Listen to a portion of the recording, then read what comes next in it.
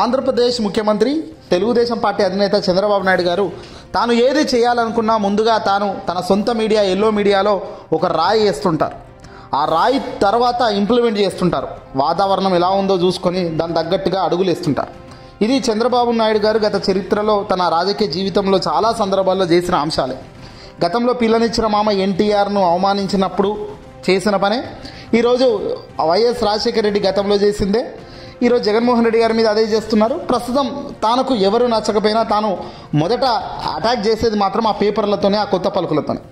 తాజాగా ఆంధ్రజ్యోతి ఎండి రాధాకృష్ణ గారు deputy CM Pawan Kalyan ఉద్దేశించి కొన్ని సంఘటనలను మాట్లాడడం జరిగింది. కొత్త పలుకులు భయం లేదా, భయభ్రాంతులకు గురవ్వడం లేదు, ఎవరు కూడా ముఖ్యమంత్రి అంటే లెక్క లేదు అంటూ తాను కొత్త పలుకులో రాసిన అంశాలు ఇప్పుడు వెలుగులోకి వచ్చాయి. చంద్రబాబు నాయుడు గారి గురించే ఆయన ఆవేదన చెందుతూ రాసినట్టుగా ఉంది. అలాగే దేశ ప్రధాని నరేంద్ర మోదీ గారి సమక్షంలో నరేంద్ర మోదీ వద్ద పవర్ ఉన్నప్పటికీ ఆ పవర్ను ఎలా కేంద్రం నుంచి ఎందుకు కూటమి లాక్కునే ప్రయత్నం చేయడం లేదు అనే దానిపై కూడా తాను విశ్లేషించడం జరిగింది. మరీ ముఖ్యంగా పవన్ కళ్యాణ్ గురించి, పవన్ కళ్యాణ్ సొంతంగా తాను ఆదేశాలు ఇవ్వడం, ఇటీవల కాలంలో ఈ టీటీడీ తిరుమల తిరుపతి దేవస్థానంకు సంబంధించిన ఇష్యూ వ్యవహారాల గురించి కావచ్చు, ఇలా పలు సందర్భాల్లో పవన్ కళ్యాణ్ తను సొంతంగా ఇండిపెండెంట్గా తాను తిరుమల తిరుపతి దేవస్థానం దగ్గరికి వెళ్ళి అక్కడ తొక్కిసలాట అయినాక వెంటనే చంద్రబాబు గారి సమక్షంలో తాను వెళ్ళి మాట్లాడి ఉంటే అయిపోయేదానికి తాను సపరేట్గా వెళ్ళడం, తాను ఇండిపెండెంట్గా తాను అడుగులు వేయడం, ఇండిపెండెంట్గా తాను గట్టి గట్టి నిర్ణయాలు తీసుకోవడం, మంత్రులు సాధారణ మంత్రులాగే నువ్వు కూడా మంత్రివే అనేది ఆర్కే గారు ఇక్కడ ఈ లెక్కలో గుర్తు చేశారు. హెడ్లైన్ మాత్రం చాలా భయంగానే రాశారు. భయం భక్తులు ఉన్నాయా అంటూ క్వశ్చన్ మార్క్ చేశారు. నిజమే ఇది. రాష్ట్ర వ్యాప్తంగా ఆంధ్రప్రదేశ్ రాష్ట్రంలో పరిస్థితులు చూస్తుంటే కరెక్ట్గా ప్రతిబింబించేలానే ఉంది ఈ టైటిల్. ఎందుకంటే భయభక్తులు ఉన్నాయా అంటూ హెడ్లైన్ పెట్టారు. నిజమే, ఈ రాష్ట్రంలో అధికారంలో ఉన్న ఏవో కానీ భయం భక్తులు లేకుండా పోతున్నాయి. టీటీడీ పనిచేసే ఈవో, చైర్మన్, ఇలా ఎవరికి కూడా తెలుగుదేశం పార్టీకి సంబంధించిన లీడర్ చంద్రబాబు నాయుడు గారు అంటే భయం లేదు, భక్తి లేదు అనేది అర్థమవుతుంది. చంద్రబాబు అంటే భయము భక్తి లేదు. అందుకే మొన్న మీటింగ్లో కూడా చంద్రబాబు నాయుడు గారి సమక్షంలో వీళ్ళిద్దరు తిట్టుకోవడం మొదలుపెట్టారు. అంటే చంద్రబాబు అంటే భయం లేదు, పవన్ కళ్యాణ్కు డిప్యూటీ సీఎంకు సీఎం అన్న కూడా గౌరవం లేదు అన్న సంగతి తెలుస్తుంది. ఎందుకంటే చంద్రబాబు నాయుడు గారి సమక్షంలో తాను వచ్చి మాట్లాడక తాను ఇండిపెండెంట్గా రావడం, ఇండిపెండెంట్గా ఆదేశాలు ఇవ్వడం, అలాగే టీటీడీని ఈవో కానీ చైర్మన్లు కానీ మీరు క్షమాపణలు చెప్పాల్సిందే అని ఈయన కరాఖండిగా చెప్పడం లాంటి అంశాలన్నీ చూస్తుంటే నిజంగా సీఎం అంటే ఎవరికి గౌరవం లేదా అనేటట్టుగానే ముందుకు అడుగులు పడుతున్నాయి. ఇక తిరుపతిలో పరామర్శకు మిగిలిన మంత్రులంతా చంద్రబాబు నాయుడు వెంట వెళ్తే పవన్ కళ్యాణ్ ఒక్కడే, ఆయన మాత్రం చంద్రబాబు నాయుడు వెంట నేను వెళ్ళలేదు, ఏంటి ప్రత్యేకంగా నేను వెళ్ళాలి అని అన్నట్టుగా తాను సొంతంగా కొన్ని గంటలకు తాను వెళ్ళి పరామర్శించి వచ్చారు. ఇలా జరిగింది. సరే పోనీ చంద్రబాబు నాయుడు గారు పవన్ కళ్యాణ్కి టైం గ్యాప్ ఏమైనా ఎక్కువ ఉందంటే అది లేదు. చంద్రబాబు నాయుడు గారు పోయిన కొద్ది నిమిషాలకే పవన్ కళ్యాణ్ కూడా పోయి ఇండిపెండెంట్గా తాను పరామర్శించి తాను ప్రెస్ మీట్ కూడా నిర్వహించారు. ఇక్కడ తాను సొంతంగా కొన్ని ప్రకటనలు కూడా ఇటీవల కాలంలో పవన్ కళ్యాణ్ గారు చేస్తున్నారు. ఏందా అంటే సొంత పార్టీలో తెలుగుదేశం పార్టీలో ఉన్న లీడర్లను, నేతలపై పవన్ కళ్యాణ్ గుర్రుమంటున్నారు. మొదట్లో Vangalapudi Anitha law and order సమస్యలు బాలేవు, మీరు అసలు ఏం చేస్తున్నారు హోంశాఖ తీసుకొని, నేను హోంశాఖ తీసుకుంటే బాగుండదు, మామూలుగా ఉండదు అంటూ ఇలా డైలాగ్ కొట్టిన పవన్ ఆ తర్వాత లా అండ్ ఆర్డర్లో సమస్యలు వస్తే బాగుండదు, రాష్ట్రం బాగుండాలి అంటే ముందుగా లా అండ్ ఆర్డర్ అనేది క్రమశిక్షణగా ఉండాలి, లా అండ్ ఆర్డర్ పూర్తిగా రాష్ట్ర వ్యాప్తంగా 5 నెలలు అవుతున్న ప్రభుత్వం వచ్చి బాలేదు ఇప్పటికీ అంటూ కూడా గతంలో అన్నారు పవన్ కళ్యాణ్ గారు. కట్ చేస్తే ఆ తర్వాత పవన్ కళ్యాణ్ ఈ మాటలు అన్న కొద్ది రోజులకే తిరుమల తిరుపతికి సంబంధించిన లడ్డు వ్యవహారం వచ్చింది. అందులో కూడా ఒక అడుగు ముందుకు దూకి పవన్ కళ్యాణ్ రచ్చరచ్చ చేశాడు. ఇక ఆ తర్వాత ఈ తొక్కిసలాట కారణంగా ముందే క్షమాపణలు కోరాడు.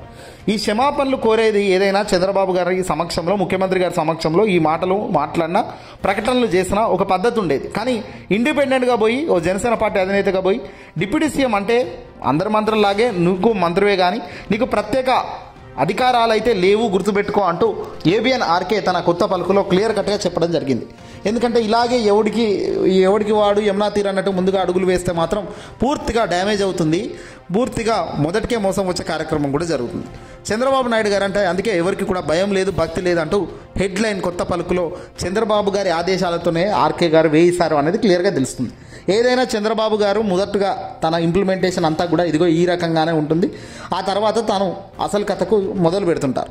ఇక పవన్ కళ్యాణ్ కూడా రాజకీయం తన సొంతంగా చేయాలనుకుంటే చేయవచ్చు, కానీ ఇలాంటి కొన్ని కష్ట సమయంలో సెన్సిటివ్ అంశాల్లో సెన్సిటివ్ టాపిక్లో తాను సొంతంగా ప్రకటనలు ఆదేశాలు ఇవ్వడం అన్నది సరికాదు. పైగా డిప్యూటీ సీఎం అంటే ఏదో కొత్తగా పెద్దగా పొజిషన్ ఏం కాదు, ముఖ్యమంత్రి తర్వాతే ఎవరైనా అన్నది కూడా గుర్తుపెట్టుకోవాలి, లేదంటే మీరు దూకుడు తగ్గించాల్సిన అవసరం కూడా ఉంది అంటూ కూడా పవన్ను హెచ్చరించినట్టే కొత్త పలుకులో ఆర్కే గారు రాసుకొచ్చారు. ఇక గతంలో జగన్మోహన్ రెడ్డి గారు ముఖ్యమంత్రి ఉన్నప్పుడు ఆయనకు ఎదురుగా కూర్చోవడానికి కూడా అందరూ అధికారులు భయపడేవారు. కానీ తొలిసారి ముఖ్యమంత్రి పదవిని చేపట్టిన జగన్కే అంతా భయభక్తులు ప్రదర్శించిన అధికారులు 14 ఏళ్లుగా పైగా ముఖ్యమంత్రి స్థాయిలో పనిచేసిన వ్యక్తికి ఎందుకు భయపడడం లేదు అంటూ ఆర్కే తన ఆవేదన వ్యక్తం చేశారు. ఇక కేంద్రంలో కూడా ఎన్డీఏ కూటమి ప్రభుత్వమే అధికారంలో ఉంది కదా, మరి అయినా దేశ ప్రధాని నరేంద్ర మోదీ అధికారాన్ని తిరుగులేదు. భాగ్యస్వామి పక్షాలన్నీ తమ పరిమితులను తెలుసుకొని నరేంద్ర మోదీ నాయకత్వంలో పనిచేస్తున్నాయి. ప్రధానమంత్రికి పోటీగా ఇతర భాగ్యస్వామి పక్ష నాయకులు ప్రకటనలు చేసేందుకు సాహసించడం లేదు. దేశ ప్రధాని నరేంద్ర మోదీ గారు తెలుగుదేశం పార్టీ బలం పైన ఆధారపడి మనుగడ సాగిస్తోంది. అయినా కూడా చంద్రబాబు కేంద్ర ప్రభుత్వ వ్యవహారాల్లో జోక్యం చేసుకుని ప్రయత్నం చేయడం లేదు. ప్రధాని అధికారులను ప్రశ్నించే సాహసం చేయడం లేదు. రాష్ట్రంలో మాత్రం పరిస్థితి వేరుగా ఉంది. జనసేన బీజేపీ స్వతంత్రంగా వ్యవహరిస్తున్నాయి. ఈ జనసేన అధినేత పవన్ కళ్యాణ్ కానీ బీజేపీ కానీ వీళ్ళంతా స్వతంత్రంగా అడుగులు వేస్తున్నారు అనేది ఆర్కే కొత్త పలుకులో చెప్తున్నారు. తిరుపతిలో తొక్కిసలాట జరిగిన తర్వాత ముఖ్యమంత్రి చంద్రబాబుతో పాటు ఉప ముఖ్యమంత్రి పవన్ కళ్యాణ్ ఆ బాధితులను పరామర్శించేందుకు విడిగా వెళ్లారు. ఒక రకంగా ఇందులో తప్పుపడాల్సిన పరిస్థితి ఏమీ లేదు. కానీ జనసేన పార్టీకి అధినేతగా పవన్ కళ్యాణ్ గారు ఉన్నారు. తన పార్టీ తరపున స్వతంత్రంగా వ్యవహరించే స్వేచ్ఛ ఆయనకు ఉంటుంది. అయితే ప్రభుత్వానికి సంబంధించిన విషయాల్లో విధాన నిర్ణయాల్లో మాత్రం నిర్ణయం తీసుకునే అధికారం ముఖ్యమంత్రికి మాత్రమే ఉంటుంది. ముఖ్యమంత్రికి పోటీగా ఉప ముఖ్యమంత్రి ప్రకటనలు చేస్తే దాని ప్రభావం వేరుగా ఉంటుంది. ఉప ముఖ్యమంత్రి అనేది రాజ్యాంగబద్ధమైన పదవి కాదు. సాంకేతికంగా చూస్తే పవన్ కళ్యాణ్ ఇతరుల మంత్రులతో ఎలాగో ఆయన కూడా ఒక మంత్రి మాత్రమే. ఆయన మంత్రిగానే ప్రమాణ స్వీకారం చేశారు. తాను స్వతంత్రంగా వ్యవహరించాలని పవన్ కళ్యాణ్ కోరుకోవడం ఆయన కోణంలో సరైందే కావచ్చు. ప్రభుత్వ పరంగా చూస్తే అది వాంఛనీయమే అన్న సందేహం కలుగుతుంది అంటూ ఆర్కే కొత్త పలుకుల్లో చాలా స్పష్టంగా ఆయన వివరించడం జరిగింది. ఒక సంఘటన జరిగినప్పుడు ముఖ్యమంత్రి ఉప ముఖ్యమంత్రి పోటాపోటీగా ప్రకటనలు చేస్తున్నారన్న అభిప్రాయం ప్రజల్లోకి వెళ్తే దాని ప్రభావం పాలనా యంత్రాంగంపై ఉంటుంది. ఎవరి ఆదేశాలను పరిగణనలోకి తీసుకోవాలన్న సందేహం అధికారుల్లో ఏర్పడుతుంది. పరిస్థితి కొంతమంది అధికారులతో పాటు ప్రజాప్రతినిధులు దుర్వినియోగం చేసే ప్రమాదం ఉంటుంది. ముఖ్యమంత్రితో పాటు ఇతర మంత్రుల వల్ల పవన్ కళ్యాణ్ కూడా తిరుపతి పర్యటనకు వెళ్ళి ఉంటే పరిస్థితి వేరుగా ఉండేది. విలేకరులు వస్తున్నారని మంత్రి లోకేష్ చెబుతున్నారు. ఈ నేపథ్యంలో తెలుగుదేశం జనసేన మధ్య, ముఖ్యంగా చంద్రబాబు నాయుడు పవన్ కళ్యాణ్ల మధ్య మరింత సమన్వయం అవసరం. అదే సమయంలో కోట్లాది మంది భక్తుల మనోభావాలతో ముడిపడి ఉన్న ఈ తిరుమల కొండపై పరిస్థితిని గాడిలో పెట్టడానికి చంద్రబాబు పవన్ కళ్యాణ్ ఉమ్మడిగా ఆలోచన చేయాలి. ముఖ్యమంత్రి అంటే లెక్క లేకుండా తన సమక్షంలోనే గొడవపడిన చైర్మన్ బీఆర్ నాయుడు అలాగే ఈవో శ్యామలరావును చంద్రబాబు ఆ రోజే మందలించారు. అయినా పరిస్థితుల్లో మార్పు రాలేదు.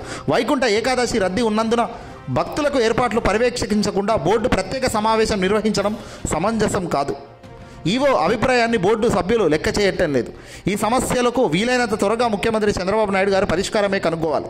లేని పక్షంలో తిరుమల ప్రతిష్ట మంట కలగడమే కాకుండా దాని ప్రభావం చంద్రబాబు ప్రభుత్వ పనితీరుపై కూడా పడుతుంది. కొండ మీద ఆధిపత్య పోరు వల్ల సామాన్య భక్తులు బలి కాకుండదు. పదవుల్లో ఉన్న వారికి దేవుడిపై నిజంగా భక్తి ఉంటే భేషజాలకు వెంటనే వదులుకోవాలి. ఆ దేవుడే లేకపోతే మనము లేము. మన పదవులు లేవన్న వాస్తవాన్ని గుర్తించి మెలుగుతారని ఆశిద్దాం. తిరుమల చరిత్రలో మొదటిసారిగా జరిగిన ఈ దురదృష్టకర సంఘటన చివరిది కావాలని కోరుకుందాం.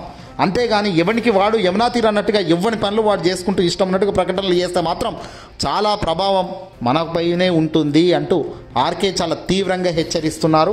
పవన్ కళ్యాణ్ లాంటి వ్యక్తులకు దూకుడు తగ్గించాలి అనేది కూడా వాళ్ళు ఇండైరెక్ట్గా చెప్పడం జరుగుతుంది. పవన్ కళ్యాణ్ ఆవేశంతో ఏది పడితే అది చేస్తే చాలా ఇబ్బంది అవుతుంది. ముఖ్యమంత్రి అనే వ్యక్తే చాలా రాష్ట్రంలో ప్రముఖం తప్ప ఉప ముఖ్యమంత్రి డిప్యూటీ సీఎం అనగానే దాంట్లో ఏదో పెద్దగా ఏదో ఉందని ఆశించకు. అందరు మంత్రులాగే నువ్వు కూడా ఒక మంత్రివే, నీకు పెద్దగా సరైన బాధ్యతలు ఏమీ లేవు, నీ పని నువ్వు చేస్తే సరిపోతుంది అన్నట్టుగా వీపు పగలగొట్టకుండా సమాధానం చెప్పినట్టు అయింది. ఈ బహుశా ఆర్కే గారి ఈ కొత్త పలుకుల్లో వచ్చిన ఈ కథనం చంద్రబాబు గారి ఆదేశాలతోనే, చంద్రబాబు గారి అన్వేషణతోనే ఈ అడుగులు పడ్డాయి అనే దానికి కూడా మనకు అనేక ఉదాహరణలు ఉన్నాయి. ఎందుకంటే గతంలో కూడా చంద్రబాబు నాయుడు గారు తాను ఏదైనా డైరెక్ట్ అనుకోవాలన్నా, డైరెక్ట్ కొట్లాడాలన్నా ముందుగా పత్రికల్లో వస్తుంది, ఆ తర్వాత నిజ జీవితంలో అవుతుంది. ఇప్పుడు చంద్రబాబు గారు అయితే పత్రికల ద్వారా ఇది తెలిపారు. ఆ తర్వాత చంద్రబాబు నాయుడు గారి నుంచి కూడా వ్యతిరేకత ప్రారంభమవుతే కూటమి చీలిక ప్రారంభమైనట్టే. ఏదేమైనా ఈ వీడియోని అసలు లైక్ కొట్టి షేర్ చేయండి.